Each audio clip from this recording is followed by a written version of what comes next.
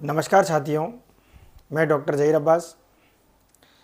आज हम महत्वपूर्ण विषय पर चर्चा करेंगे कि बीमारी को समझना क्यों ज़रूरी है। उस टॉपिक पर अपन चर्चा करेंगे, क्योंकि मैं हर बीमारी को आपको समझा रहा हूँ डिटेल में, हर चीज़ का लाभ समझा रहा हूँ, वो क्यों ज़रूरी है। क्योंकि दोस्तों सबसे पहली चीज़ ये होती है कि कोई भी व्यक्ति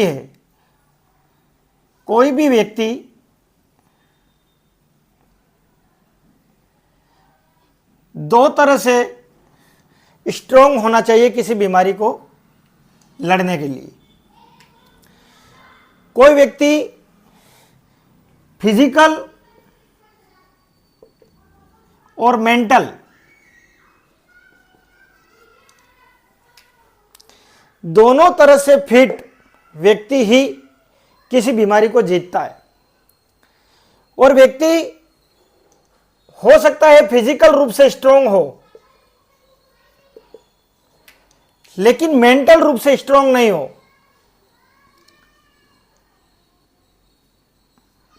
क्योंकि अगर मेंटल रूप से स्ट्रांग नहीं होगा तो बीमारी जीत जाएगी और वो व्यक्ति हार जाएगा। जैसे अपन एक उदाहरण लेते हैं, जैसे कोई कैंसर का मरीज है। आजकल लोग क्या करते हैं, कैंसर का नाम सुनते ही डिप्रेशन में चले जाते हैं।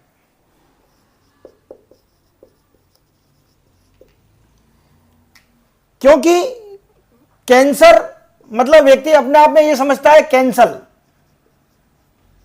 अर्थात मैं तो काम से गया, ये समझता है। लेकिन अगर आप इस बीमारी की जानकारी रखते हैं, इस बीमारी के बारे में आपको जानकारी है, नॉलेज है, तो आप मेंटल रूप से स्ट्रांग रहेंगे।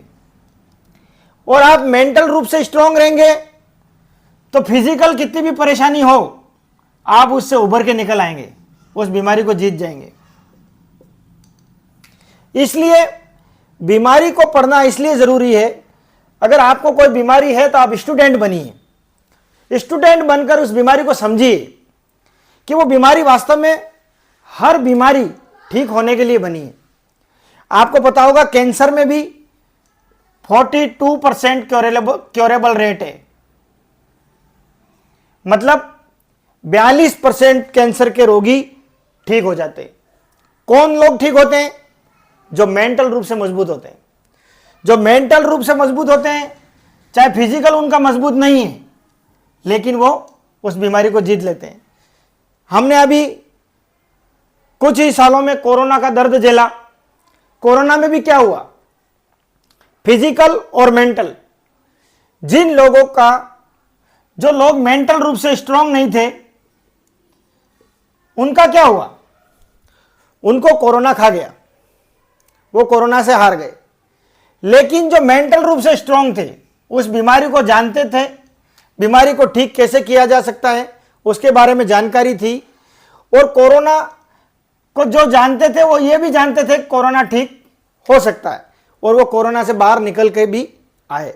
चाहे उनका फिजिकल ज़्यादा स्ट्रांग नहीं थे वो, लेकिन वो फिर भी कोरोना से जीते।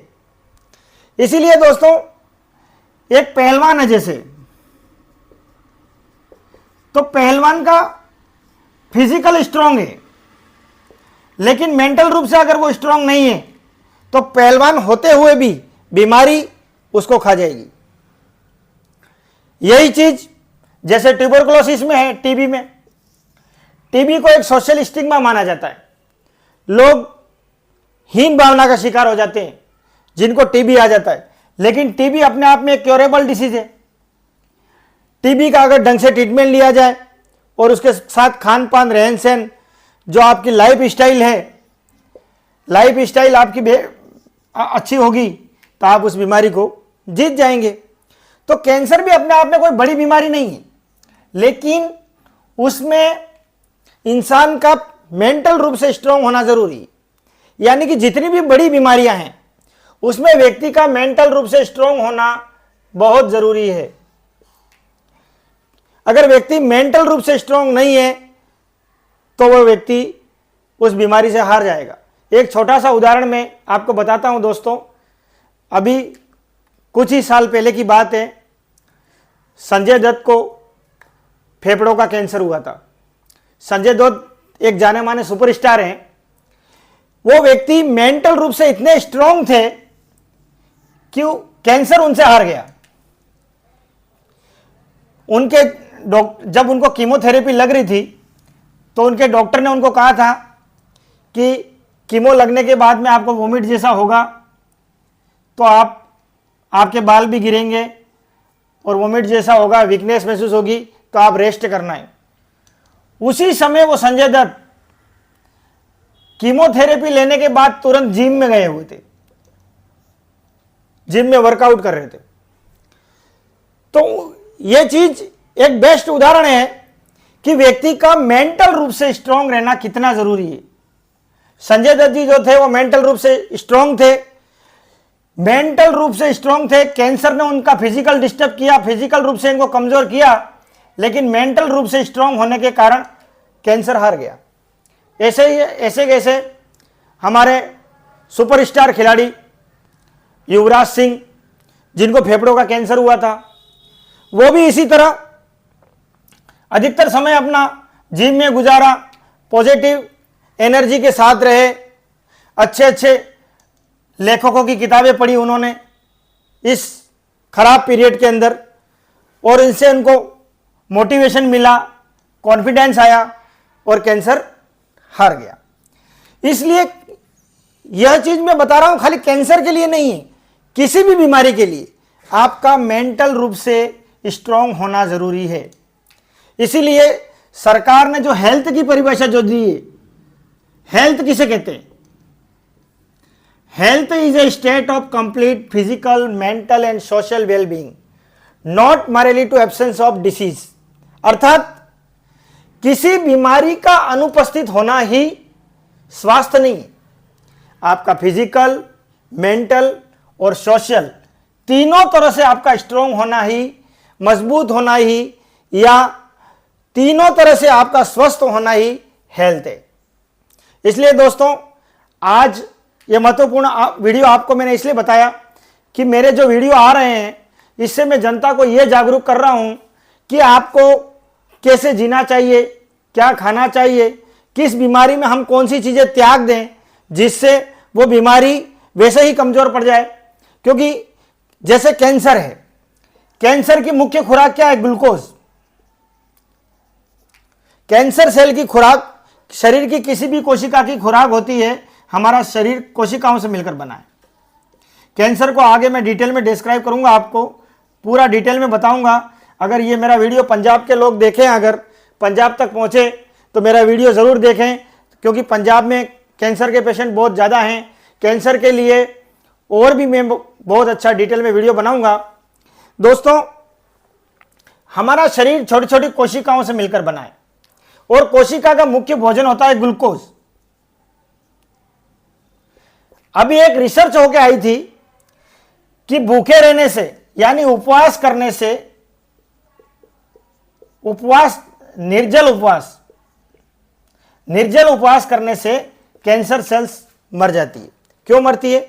क्योंकि उसको जो मुख्य खुराक है उसकी वो नहीं मिल पाती, और नहीं मिल पाती तो क्या होता है, कोशिकाएं एक दूसरे को खाने लगती हैं इस भोजन के चक्कर में ही, तो स्वस्थ कोशिका इस बीमार कोशिका को खा जाती है और कैंसर से व्यक्ति जीत जाता है। इसलिए अगर हमें किस बीमारी में क्या खाना चाहिए और क्या नहीं खाना चाहिए उसकी जानकारी होगी तो हम वो चीज़ बंद कर देंगे तो वो बीमारी वैसे ही कमज़ोर हो जाएगी। क्योंकि किसी चीज़ में, कोई भी बीमारी में दवाइयाँ खाना समाधान नहीं है। क्योंकि दोस्तों आप खुद जानते हैं, जैसे हम एक छोटा सा उदाहरण लेते हैं एक पेड़ का। जैसे कोई पेड़ है, ये पेड़ है, ये उसकी जड़ें,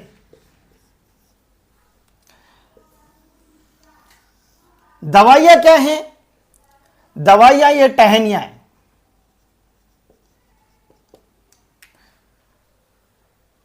और ये बीमारी का जड़ें हैं, वो बीमारी का कारण है।